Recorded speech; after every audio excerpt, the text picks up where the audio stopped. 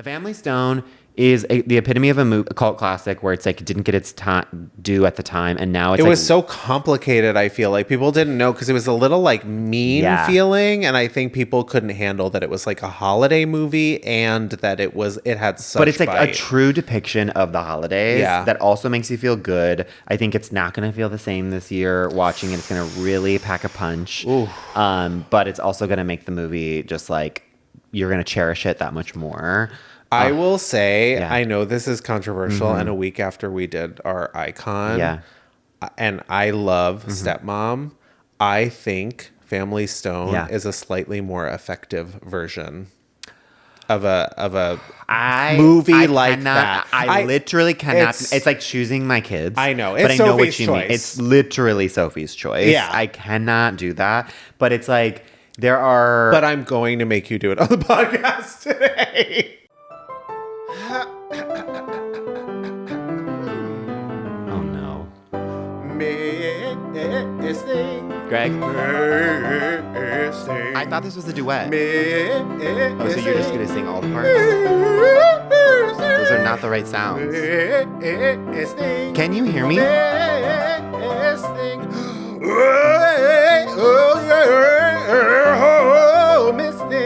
Bonk. Welcome to Miss Thing. I'm Greg. And I'm Tim. And this is a podcast that celebrates and appreciates the Miss Things of the past, present, and future. Yeah. In every episode, we take a key moment from our Miss Thing storied career and do what we do best, which is make it all about us. It's just a very muted start to the pod because it's rainy, it's dark. It is raining in Los Angeles today. It's very like moody. Yeah, it's a spooktacular today. Yeah. I have a very important question that we of course had so much good off-pod talk, and none of it will make this. But so much incredible work. Actually, we were talking about the famous thing. I know you want to bring something up, but we were talking about the famous thing.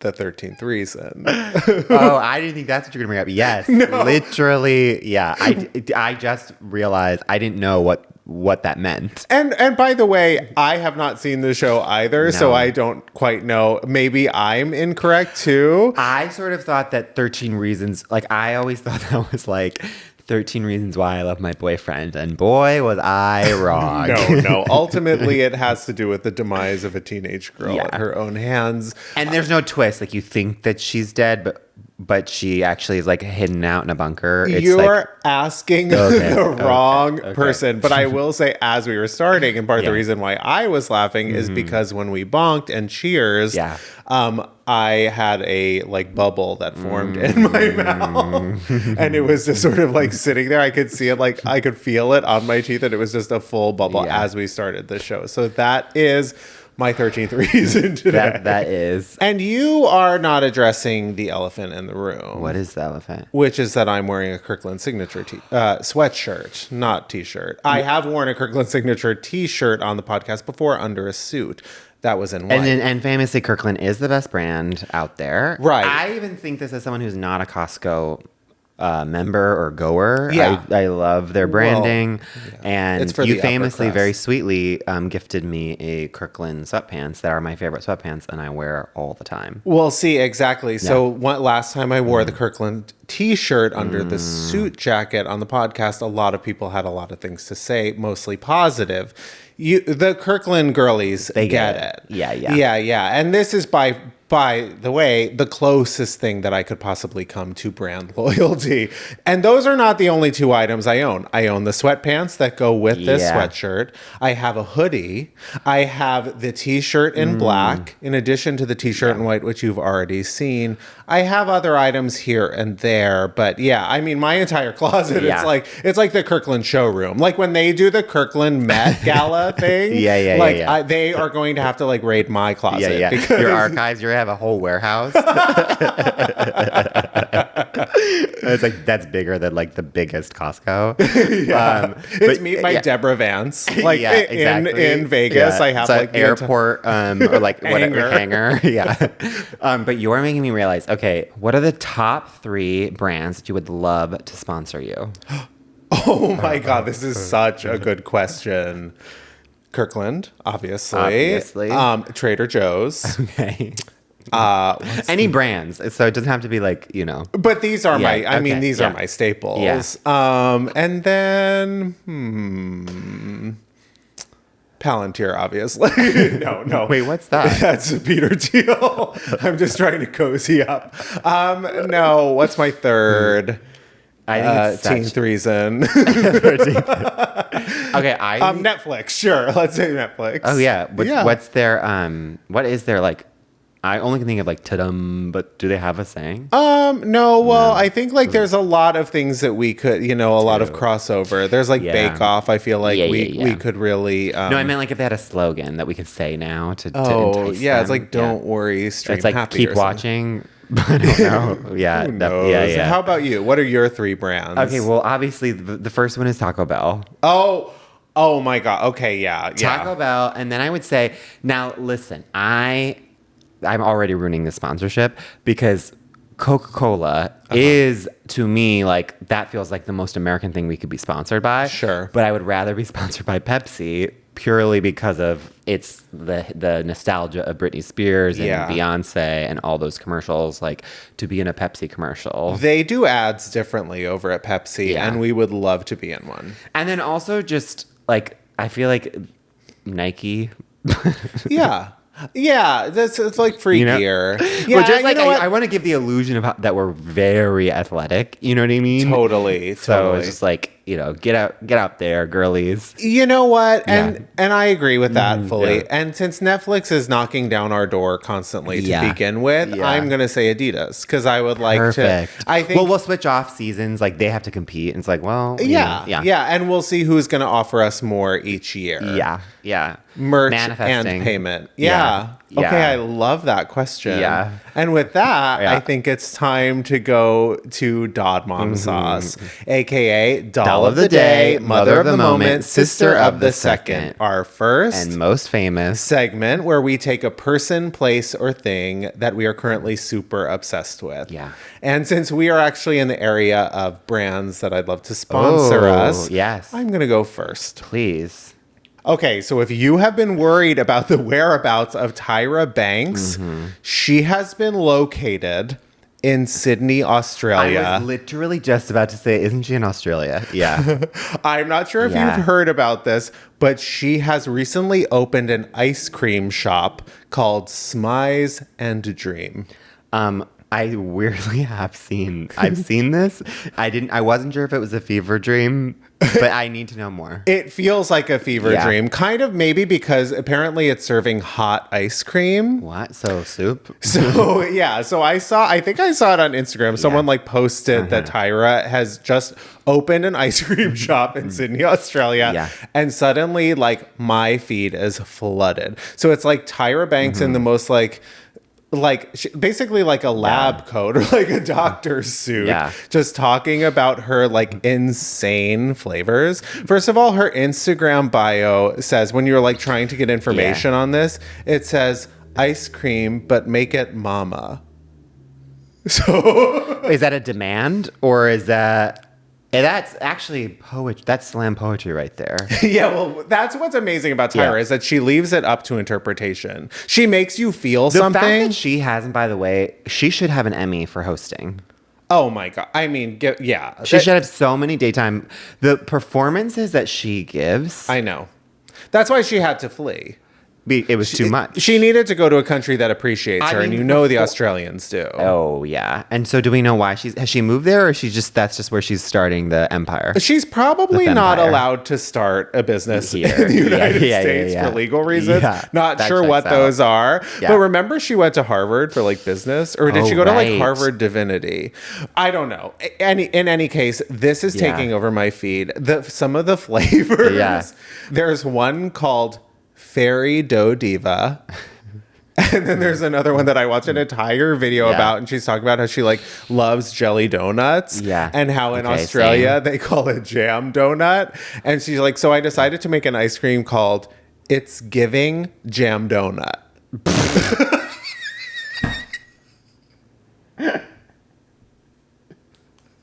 So I decided to call it exactly what it is. Yeah. But it's giving jam donut. Isn't that incredible? No, I think we need to hop on the next flight to Sydney and do a review. So it is like cold ice cream, and then apparently there is hot ice cream. She's saying it's not like hot chocolate or anything. It does seem kind of like hot chocolate. But then my favorite thing about this is that the ice cream scoopers, or the people working, are called concierges. Okay, now that's whimsical, right if there. You're looking for a luxury experience, I mean, Tyra Banks is going to give it to you. That is actually worth a flight to Sydney. Absolutely. Yeah, it's very, like, I love the puns. I know people say, like, don't do businesses, like, and do with pun names, but I think it really works for Tyra. Wait, people say that? Oh. Yeah. Okay. They do. Yeah, we are business experts on the podcast, so don't ask questions like that. I think that's a question for like the Jennifers at home that don't understand business. Right. Well, I have to make a lot of calls right now. Totally. Yeah, we need to dissolve some endeavors on this end. But let's get to your dad mom sauce. My dad mom sauce. I know we have already talked about her on the pod, but my love has deepened exponentially after listening to the album all the way through. But Zara Larsson's Midnight Sun, the album. It's like I had listened track by track. I know, and we had been on the same, but literally, and by the way, I cannot get enough, and specifically, Blue Moon. I've been singing it all day, you know. And you haven't. I was like, when did you start? Blue Moon is like the song of the century right now for me. I cannot get enough. I am listening to it all the time at the gym. And when I hear this song, the whatever, like, ooh, I can't even do it. But the siren's call that she does in that makes me want to just go in my boat down into her little cove, willingly die, as that's what the sirens do. I am like, you can convince me to do anything while that song is going on. I like wake up from a trance. I know. It's crazy that she released 3 singles, I think, from that album, single, which is insane. But it's sandwiched between the singles, and I think that's so smart. Yeah, because I mean, every song on that album deserves to be listened to. Every song on that album is a siren song. It truly of sorts. It is big statement, but I'm like this. It feels like a Britney Spears blackout, and I know people are going to come because that's a big statement, but I really genuinely feel like people are going to look back and like this is like pinnacle pop, like mass pop production. I agree with you. It's her moment. I think it is, and I don't say this to trivialize her career because I think she has a big career in other countries. I think this is her maybe last moment of like really breaking through in America. She's genius, and I think people, like, the more people that listen to it, the more people that see her on tour, like, she is really starting to permeate social media. Well, she also just like gets it. To me, it's like she's been around, and it's also like when I know people say this about Sabrina Carpenter, where it's like she just like has all the like features to be a successful pop star, and I'm like, all love to her, which she does, but I'm like, but Zara Larsson has everything. I mean, the dancing, the voice, it's the pipes, and not only those two, which are like literally tippity top in comparison to all the other pop girls. But it's also like she gets it. She understands social media. She knows like the type of songs that we want, and she really like gets pop culture. Yeah, it's maybe like Charlie XCX. Like the audience needs to catch up to her. She's been ahead of the game the whole time. She is, I mean, but again, Swedish pop star. Didn't Robin take a minute too? Like, I think people are going to get it soon enough, hopefully. But that's the thing. Like the reason when we were saying before, because I'm like, it is so many of those songs. I was like, oh my God, like this album has so many that could be massive hits. I mean, we've already talked about Euro Summer. I mean, Euro Summer and Blue Moon should be like the biggest songs right now.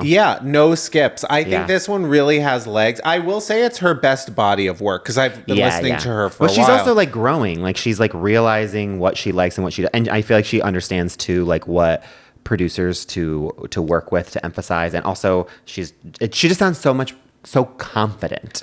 Yeah, and I think maybe with her it was a matter of starting early. Yeah. Like she started too early, but that was like she was like almost on to her the Swedish X Factor or something. Yes, it was like almost to her detriment, Yeah. but also it's a positive thing now because I think like in this moment where the music is making sense and really starting to connect on a global level, like because of social media and because she's opening for Tate McRae, which I have my own feelings about that. But she's very humble and she's open to doing something like that to get seen globally. We are, by the way, I feel like I keep missing out on, like, sometimes you go to a concert. Yeah. And the opener is like, well, I'm not going to come for some of these people, but I've been to some recent concerts where the opener is like, this person who I can't even pronounce their name. And I think they have 2 songs on Spotify. Yeah. And then we went to a concert recently where the opener was like, interesting. Yeah.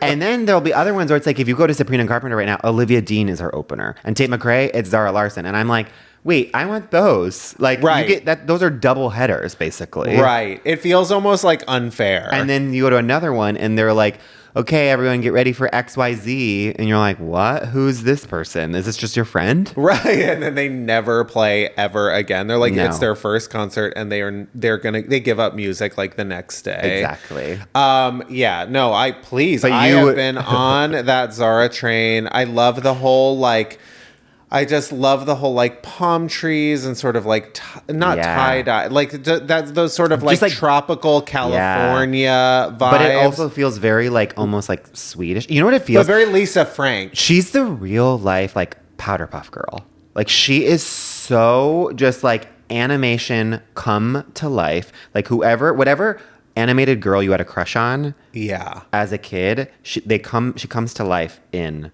Zara Larsson.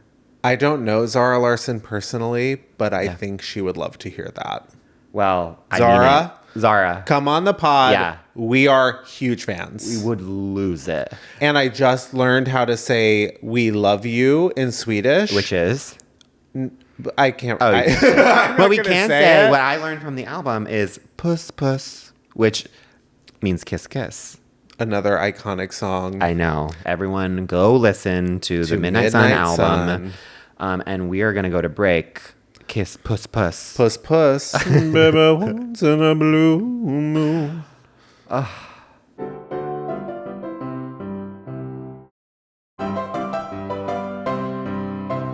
We're back. And it's time for our Miss Thing of the Week. Okay, this is a somber, which fits with the mood of the episode. It's somber because, well, let's just get right into it. Our Miss Thing this week is Diane Keaton. We lost a legend. Truly devastating. Yeah. Way too young. I mean, I know she's 79, but that's too young. That feels way too young. But just like we would be remiss if we did not spend this episode just fawning over her life, her career, like how influential and talented and like massive she is to all of us. Ingrained in our brain. Yeah. I mean, like from Annie Hall when she was like a cool young girl to becoming, I feel like she rebranded moms. Yeah. She rebranded moms on screen. Like moms can be quirky too. Mm-hmm. They're not all taskmasters. Yeah. I just think she's so talented. I'm like at a loss for words. I agree. She's so uniquely her. Yeah. She like it's like Diane Keaton. Yeah. Oh, she's wearing her hat. Her hats walked so Blossom could run. Absolutely. And her suits are, I mean, every woman who's ever worn a suit like in the last 25 years thinks that they're Diane Keaton or wants to be Diane Keaton. Yes. And they were never the same. No. You know, like she's always, but you knew what she was going to give. Mm-hmm. Like you always, something has got to give with Diane. You know, like she's always, she shows up as herself in her, like her own particular style. She can laugh. She can cry. She's another 2 episodes in a row with iconic laughers. Yeah. I mean, there is something about her where you just like want to hug her. You want her to hug you. Yes. You feel she is exactly the ultimate like mom. And she's also like the thing that I think is so fucking cool about her is it's like she was like, I'm marriage is not for me. I'm just gonna like, I know myself. I know like what I want to do, and yet at the same time, like loved men, and like always would like brag about the men that she kissed, which is like sounds like the perfect life. Honestly, it's like leave me alone in my house, but also like men come over here and kiss me. Agree. You know? Until her like, you know, her last days. Exactly, which is. I mean, what a life. I mean, but also, like, she's so into men, but such a girl's girl. So, And also famously mom, or like famously the first wife. Yes. You know, talk about one of the most iconic movies, one of the most iconic movie covers. Blockbuster found fucking quaking. A gay boy. That was like, if there is a movie that it identifies if your son is gay, it is The First Wives Club. There is no other movie. Like if you like when I went to Blockbuster and I was like, Mom, I know you want to see this too. Oh, absolutely. Can we rent First Wives Club? And they like didn't even want to show it to me because they're like, oh no, he's gay. You're also going to realize like in the late 90s, early 2000s, we had these iconic trio films with women where you had Charlie's Angels, you had First Wives Club. It's like, I need more. And then like, it hasn't been since like, I don't know, maybe The Favorite where you had like, I'm like, I need more like huge parts for a trio of women. The movies that made us gay. The movie covers that made us gay. Truly. First Wives Club. What else? Let's do that. Okay, the movie covers that made us gay. Oh, you know what made me like Bedazzled? Was that the one with Elizabeth Hurley and Brendan Fraser? Obviously. The yeah. Oh my God. Yeah. Or is it Bedeviled? Bedazzled. Is it Bedeviled? Whatever. But also She-Devil. She-Devil. Meryl Streep and Roseanne Barr. And also Death Becomes Her. I mean. Troop Beverly Hills. What other movie covers made us gay? There are so many good. Oh, this is such a good question. Well, like Miss Congeniality. I'm trying to think of like. I'm trying to think of like movie covers that have like a bunch of girls. Like there's always one like sassy in the front. Oh, I know. I mean, well, Romeo and Michelle. Oh, that one's huge. Yeah. Clueless. Obviously. Yeah, Showgirls. The Nomi Malone slit. Yeah. I remember looking through the newspapers when that movie came out because I am 3,000 years old. And that, because it came out the same time as Clueless. I was so young, I will say. But it's burned in my brain because you would like go through the movie section and there was Clueless and there was Showgirls. And she has the slit dress that runs, and the rest is black. Yeah. Oh. Truly. I also feel like, but I'm a cheerleader. I remember just seeing it and not knowing what it was and being like, something is happening here. Yep. I mean, also, like, quite literally, like, Georgia the Jungle. I was going to go there, too. You know. That's too sexual for me to think about right now. That's like one of those things where it's like it really should have been in that back section of Blockbuster where it's like you need to be, you know, of a certain age. It's I mean, Brendan Fraser, The Range, from that to The Whale. The Whale, I know. Okay, but it's back to Diane. Back to Diane. Okay, so the credits, like we have, obviously, like we said, First Wives Club. We have Annie Hall, Baby Boom. Oh, that's another cover. Baby Boom does not get spoken about enough. It is truly one of the best, like, I don't even know if rom-com is the right, like, genre of film, but just, like, female-led movies that is just going to make you feel good. We've got Marvin's Room, the big Meryl Streep, Leonardo DiCaprio. You remember that well. We have... You know, there's like 17 Woody Allen movies, you know, which you know, you can go through. We have Complicated Feelings. Yes. But Annie Some Hall, of them fucking hit. Let's be real. Manhattan. Yeah.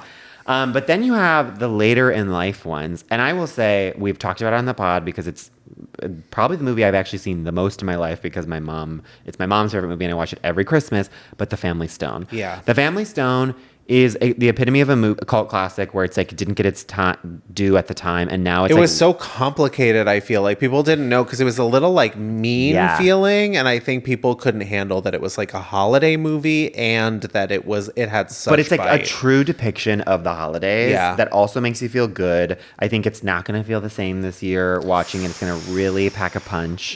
But it's also going to make the movie just like you're going to cherish it that much more.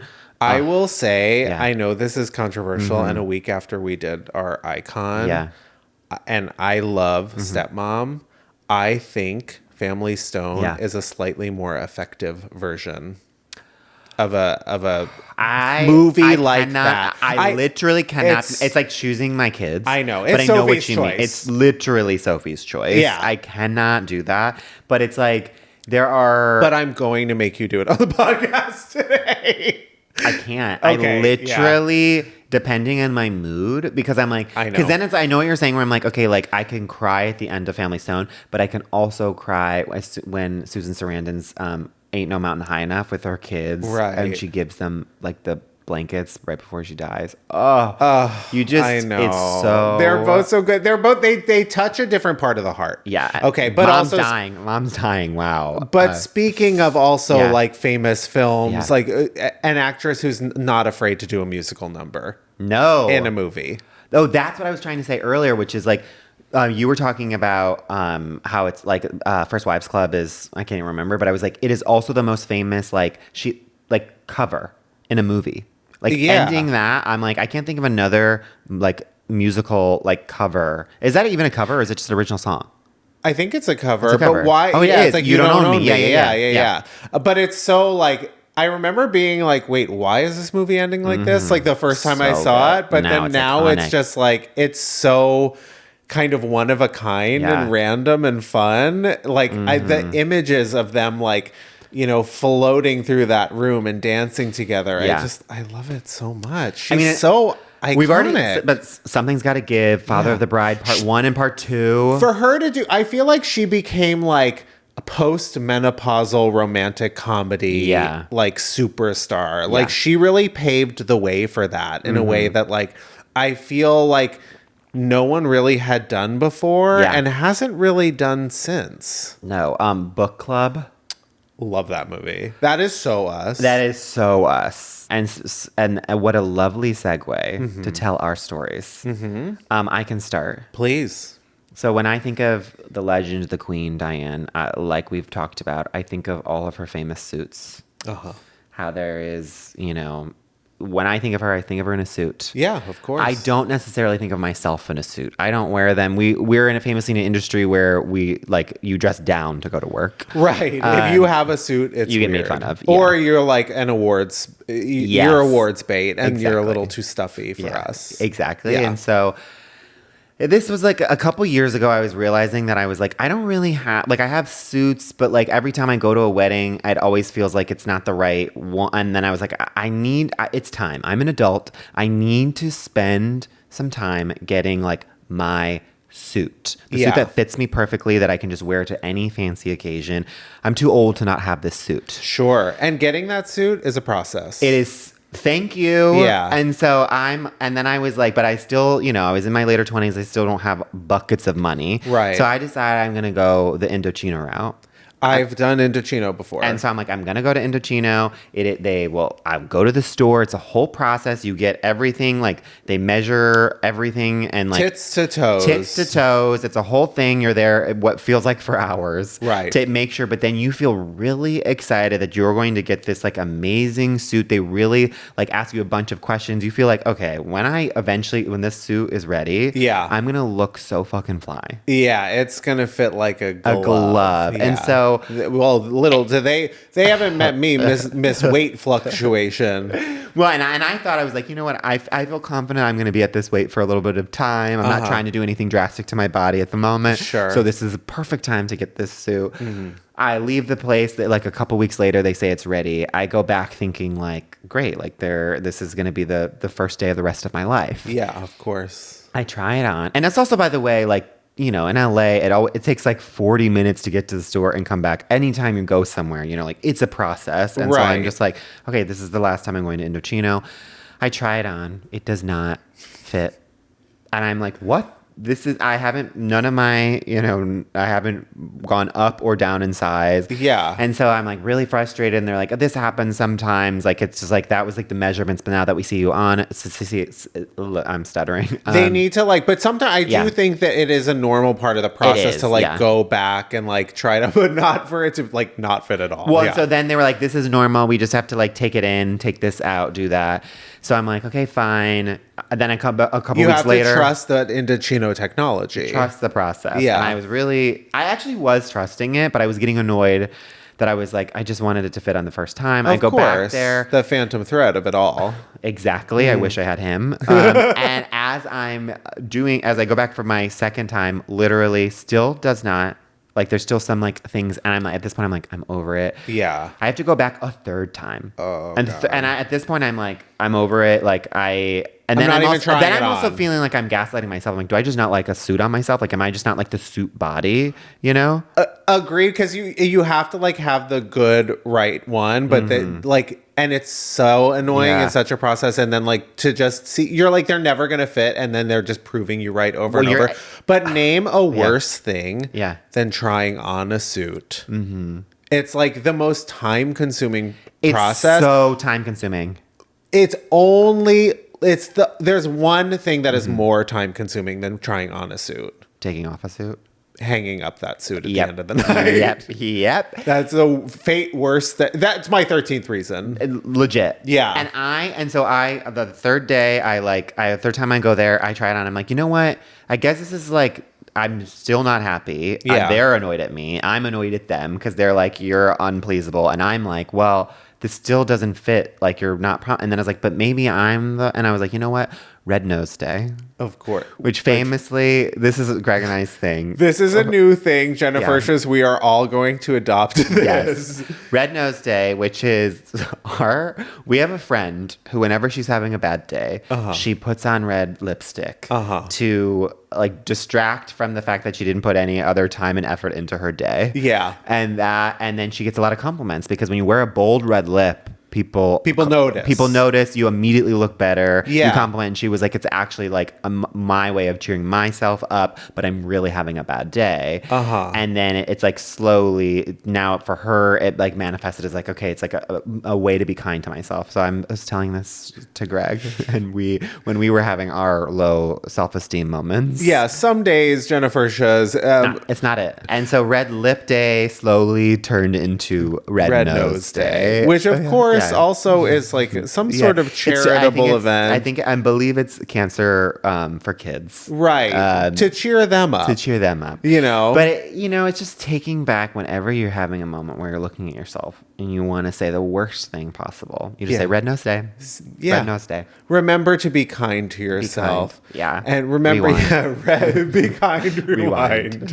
And so to Red Nose Day. To a day that you actually were nice to yourself. Exactly. If you can even remember, or start that day today. Red Nose Day. Yep. And that's what I'm doing. So I'm looking in the mirror. I'm like, okay, well, maybe this is just the best it's going to be. Yeah. Red Nose Day. We're going. You were subconsciously thinking that. It didn't exist yet. But I knew. And so then I had all of this was leading up to a wedding that I was going to go to, where I was like, I need to have the suit ready for this wedding. This wedding is the reason why I'm need to have a suit for all of these future occasions. Yeah. So I go to the wedding. I'm already just Tim, the suit is gonna be what it's gonna be. The suit is suiting. The suit is suiting. But then that morning when I was getting ready to go, I was before you even look in the mirror, just Red Nose Day. Just be you look great. Get out of your own way. Yeah. And so then I try it on, and I'm like, wait, I actually look stunning.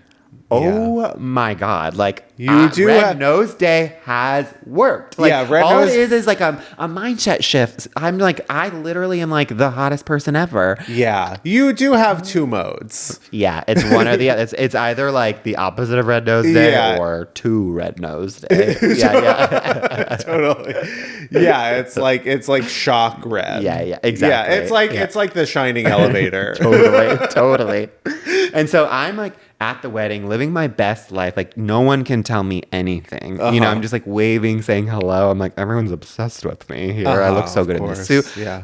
I'm like talking to my friends, and my friends are like, I'm not really feeling myself. And I'm like, you know what? Red Nose Day. Just like it's a mindset shift. Just like think about like all these other positive things that are happening. Like, you know? I look good. Yeah, think about that. I look good and you'll feel better. And then one day, maybe you could dream of looking as good as me. It's that. And I'm also like, okay, so like I was like, Claude was saying like, oh, I don't feel, and I was like, but this and this, and like, just think about that. Yeah. And like shifting, he's like, I don't know, I just don't feel, and I was like, come on, just be kind to yourself, you know? Of course. Other people are saying things like, come on, just be kind to yourself. But it's the best wedding. I love it. I feel great. At the end of the night, I go to hang up my suit in my closet. I was sharing an Airbnb with Claude. Another brand that is welcome to sponsor. Yes, exactly. As I go to hang up my suit, I go, that is interesting. I look at the hanger, and I see that it actually says theory. And then in that moment, I realized that entire night I was wearing Claude's theory suit that was way more expensive than my Indochino suit. And he, in fact, was wearing my Indochino suit. And so as he was complaining about just this awkward fit, it doesn't look good. And I'm like, I've never looked better. I feel like expensive. I feel like this is just like, I just was like, it was made for my body. The suit is flowing. I'm so glad I went back 8 times to the store. Exactly. And I realized at the end of the night that we had put our suits back to back next to each other. They're both black. Yeah. They were in black bags. You couldn't really tell. Right. And so I wore his suit. He wore mine. We're pretty much the same body type. So and he kept being like, mine doesn't fit. And I was like, just be kind to yourself. So the lesson to the Jennifers out there is, if you want to feel good about yourself, steal your friends' clothes where they spent a lot more money on those clothes. And when you are wearing expensive clothes, you feel better about yourself. Totally. And the other lesson is expensive clothes fit better. Do they? They just manage to somehow fit better. Exactly. Even if you've never tried them on ever. But they will make you realize that you can wear a suit and look great that doing was the thing. It was like certain clothes will really mess with you. Will be like, oh my God, I have to go to the gym for 2 years straight. And then you realize, no, these are just crappy clothes. I'm so sorry, Indochino, but you're not it. Yeah. You're not ugly. Yeah. Your clothes are just cheap. Yes. Put that on a t-shirt. Yeah, so it was a thing. And listen, I all love to Indochino. Of course, incredible brand. I will say you're not at the top of my list to sponsor us. Sure, But Theory, if you want to sponsor us. Yeah. Craig, how do you make Diane Keaton all about yourself?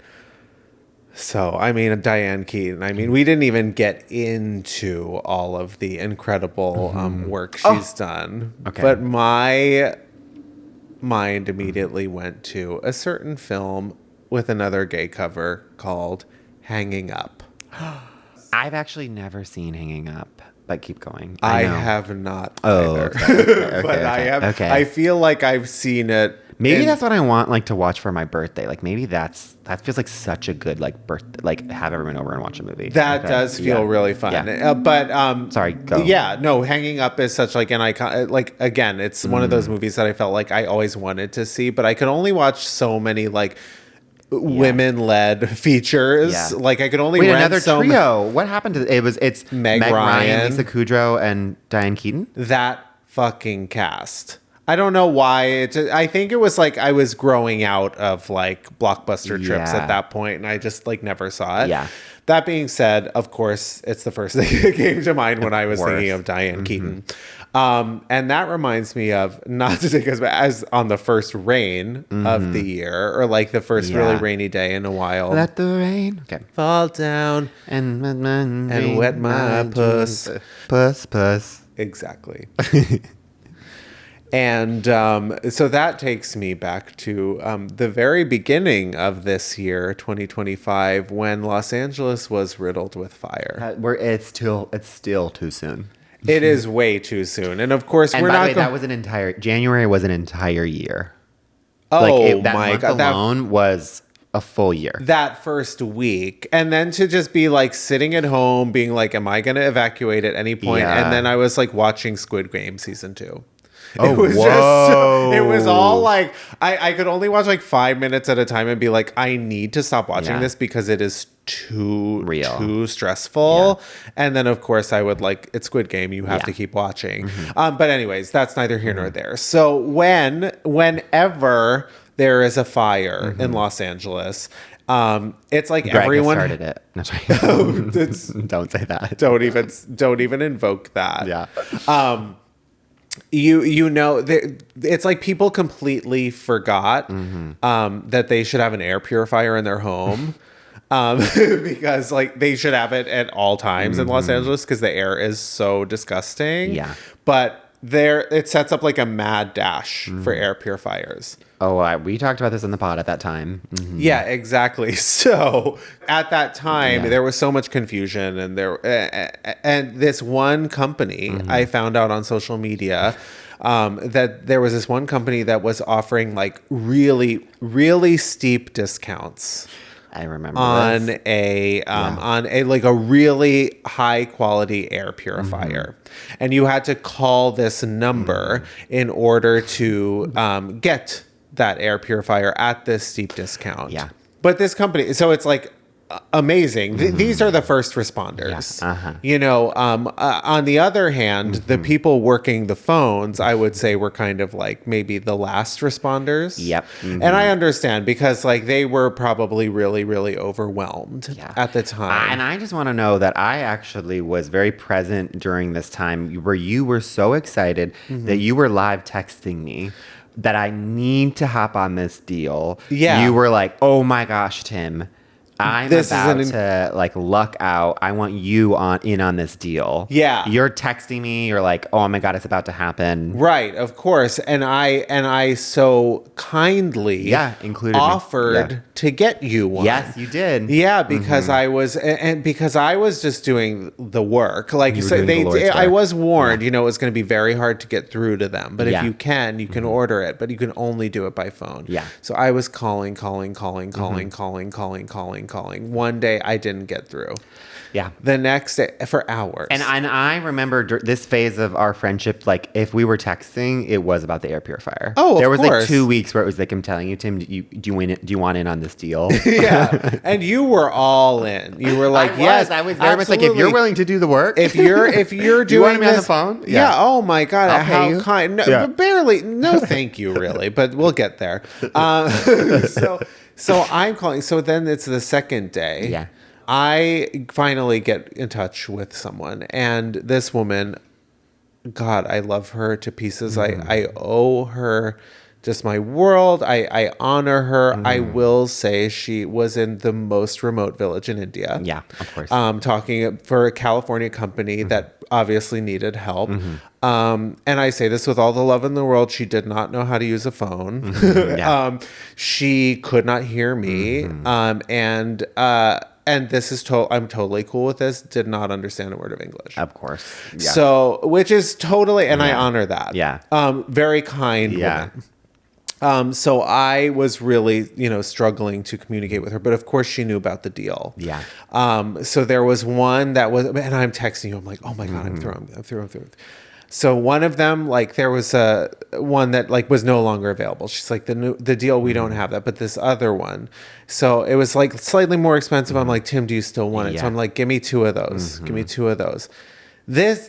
Even getting to that point took quite a while. It was I felt like we had just won tickets to Beyonce. We just got through to Ticketmaster. Yeah. Oh my God. It was like thrilling. Yeah, like we won the lottery. Yeah. So I give her all of my details. We confirm everything. And finally, like we got there, she repeats everything back to me. And then she goes, actually, can I put you on a brief hold? She puts me on hold. I'm sitting there. I'm like, well, okay, it's fine. Like we're going to confirm that she has everything. Yeah. She comes back maybe like a minute or 2 later, goes, hello. I go, hello. She goes, hello. I go, hello. She goes, hello, I cannot hear you. I'm so sorry. Oh, I'm so sorry. I can't. I'm screaming. I'm going, oh my God. Oh my God. Yeah. Like, Yeah. no, Yeah. I'm actually screaming no. Yeah. She goes, if you don't say anything, I'm going to have to hang up. I'm going, no, like absolutely screaming. And she has all my information. Yeah. So just put the information through. She keeps going, I think I'm going to hang up. Click.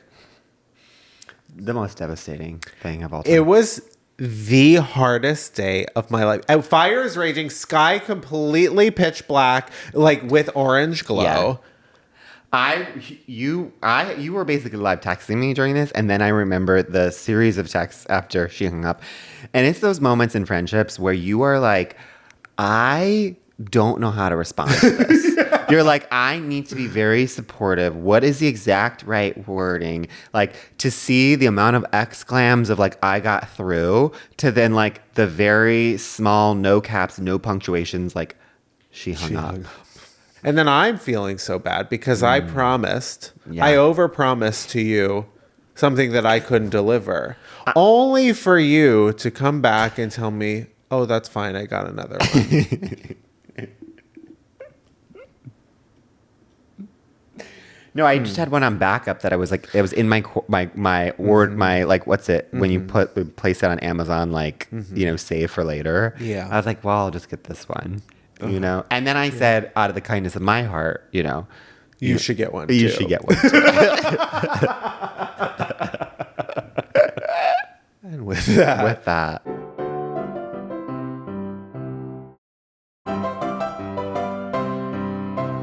Welcome back. And it's time for Diva Down. Diva Down, of course, is our final segment where we take a person, place, or thing that currently needs our unsolicited advice. So we're going to give that to them, which they didn't ask for it. Yeah, and this weekend was rough for our Diva Down, and so we're going to get right into it. Our Diva Down is the state of cinema. Yeah, this past weekend, I mean, it will have been, the weekend will have gone by since, recently, the movies past couple of weekends have been quite duddish at the box office. Yeah. Tron, barely charted. Kiss of the Spider Woman is open to under $1 million, which is a bummer because and I'm not manifesting this, but it's already opened somewhat, and by the time this comes out, I'm pretty sure it will be nationwide. After The Hunt will be in theaters, and I don't see that making a ton of money. Even The Rock. Oh, yeah. The Smashing Machine. Yeah. Just completely. I wasn't expecting that to be like a huge But it's The Rock, hit. And he's normally a full box office draw. Yeah. And this is like the reason why the state of cinema is down, honestly, because I'm like, the other diva that's down is audiences, in the sense of I'm mad at you audiences because you're not these A Kiss of the Spider Woman, After the Hunt. These are movies that like should be supported. Yeah. And the cinema is down because we aren't going to the right movies and supporting the right movies. And then it's like, and then on top of it, it's like, okay, well then why are we even making Tron if you're not going to go and support that movie? It's like, we need to go to the theaters so that we have this for the rest of our lives. Yeah, so we have like good movies like that dare to get made. Yeah. We do have some like promising stuff coming up for sure. I know. I hope Begonia is like huge. Yeah, I hope it's great, which Yes, I think it will I be. think it will be. But yeah, I will say like in terms of advice, I mean, I think the obvious advice you're probably expecting me to say is we should be writing everything that's coming out. And that's part of it, certainly. But I think that we no longer can trust Rotten Tomatoes. I think that audiences have lost trust. And I think that you should look to us as the new Rotten Tomatoes, as the barometer of what to see. Because I think it all starts with, is this a movie we even want to see? Yeah.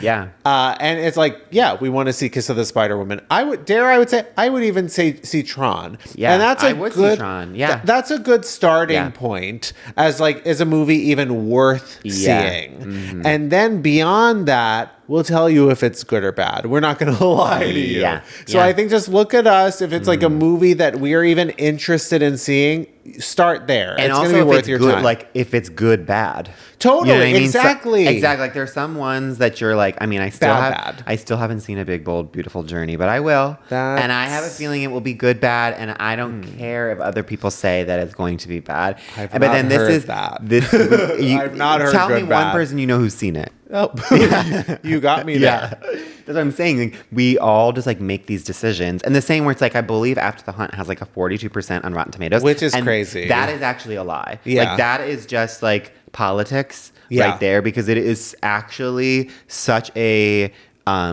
interesting movie. And even if you don't, I think even if you don't like the movie, you still are like, damn, that was a good movie, but I didn't like it. Worth the watch. Yes. You need to be gauging a movie as something that's worth the watch or not. And there's a lot of shit that's not worth the watch. Well, and so my advice is also like the state of cinema is down because we are not going to the movies, even for like, go to the movies and see more things. You know what? My advice is get AMC A-List. Also, sponsor us AMC A-List. Top to the list. I almost said. I know. I almost said but I'm so new to it. Yeah. But we're both new to it. Yeah. We're just like young little spring ingenues. chicks. Yeah. And it's like, but that's the thing where it's like, it just allows you to see so many movies. Yeah, go see things that you're interested in. Yeah, A-List is a great way to like get into it because like it's like when we had Movie Pass, remember? Like we were going to see shit that like we wouldn't necessarily have paid. Okay, we biggest Ponzi scheme that's ever existed. I will say I've never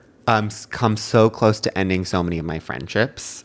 It was really tough because you couldn't pick your seats or something. So then you could get Movie Pass, but then it would be like you'd have to be at the theater at the same time, right? And then if you weren't there, you'd be texting your friend like, you have to get here because we can't get the seats. Like it was so stressful. It was not worth the stress whatsoever. Even if it was free, it was like you would be so angry at your friend if like they didn't show up at the same time. And I was like, yeah, Movie Pass was like the Napster of the movie-going experience. It did change everything. The crazy thing about Movie Pass, though, too, was like you knew even amidst it that like everyone knew that we had like a month. Yeah, we were like, this is too good of a deal. They were like, it's gonna go soon. Like we were all waiting for its like imminent collapse. It was like we were all like don't even say the name too loudly because it's like, this is too good of a deal. Totally, can't do this. To understand the state of America right now at this moment is to go back and look at what happened with Movie Pass. What year was that? But whatever year that was, it was like a shift, a cultural shift. It was like the last good year. Yeah, truly. It's the beginning of the end. Movie Pass. Wow. It was like worse than the Roman Empire. Wait, but the other thing that I wanted to bring up that I forgot, which is another Diva Down. Oh. Did you see, this is a somber episode, but D'Angelo passed away. I just want to say the hottest guy ever. I was just about to say, whatever that song is it feel? The cum gutters. The him naked, but you only see from like the V line up. It is the sexiest video of all time. Yeah. Which, coming from two gay men who we only say that exclusively about women. Right. And for this sexy, fine man to just stand there naked with just the right amount of skin for us to want more. Mm-hmm. It is that, by the way, is like actually the thing that made me gay. Oh, that's like that. Yeah, that's a major like a turning point culturally. Like a boilerplate moment. Yes. What's not boilerplate? I don't know, but what a watershed. A watershed. That and water was being shed, whether you wanted it to or not, and hopefully behind closed doors. Totally. No. Yeah. I mean, where were you before that video, and where were you after that video? I mean, put some respect on D'Angelo's name, on D'Angelo's music, and D'Angelo's cum gutters. Thank you. And with that, follow us on YouTube if you don't. Like our videos. If you are watching or listening, give us 5 stars and above, and we mean it. Yeah. On Spotify. on Apple. On Apple. Or wherever you listen to your podcast and wherever you can rate your podcast. We are looking to get our ratings up. It just is very helpful in terms of searchability and everything. So if you can take a few minutes to do that, that would be really, really, really helpful to us. Follow us on Instagram and TikTok at Miss Thing the Pod. Comment on those videos. Let your voice be heard. Call into our hotline. That number, again, will be in our bio description. I will always call it bio as opposed to episode. And Cynthia, we love you. We've seen some of the Fandango video clips that you're promoting. We can't wait for all the press that's to come. We have our tickets already. Cannot wait. Okay, see you next week. Bye. Miss Thing Podcast is created, executive produced, and hosted by Greg Trimmer and Tim Zientek.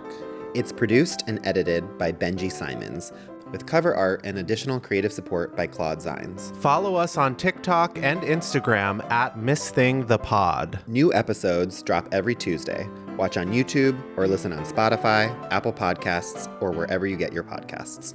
Please subscribe, rate, and review, but only raves. Strictly 5 stars and above. Follow Greg at Greg Trimmer and Tim at Tim_Zientek on all social media. Bonk.